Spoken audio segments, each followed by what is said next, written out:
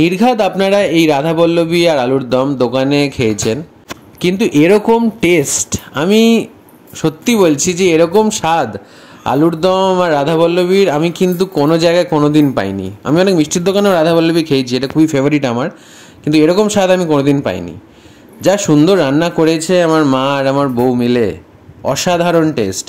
এই রেসিপির সিক্রেটটা হলো যে এর মধ্যে বিউলির ডাল দেওয়া হয়েছে, বিউলির ডাল বাটা, যেটা পুরের মধ্যে ইউজ করা হয়েছে, আবার বিউলির ডাল যেটা আমরা আটা ময়দা মাখার সময় ব্যবহার করেছি। আমরা এখানে ময়দা আর আটা দুটো একসাথে নিয়েছি, কারণ শুধু ময়দা খেলে অনেকের কনস্টিপেশন হয়, আর শুধু ময়দা খাওয়া ভালো না, ওই জন্য এর সাথে আমরা আটাও মিশিয়েছি যাতে ফাইবার থাকে আর আমাদের কোনো কোষ্ঠকাঠিন্যর যেন কোনো সমস্যা না হয়।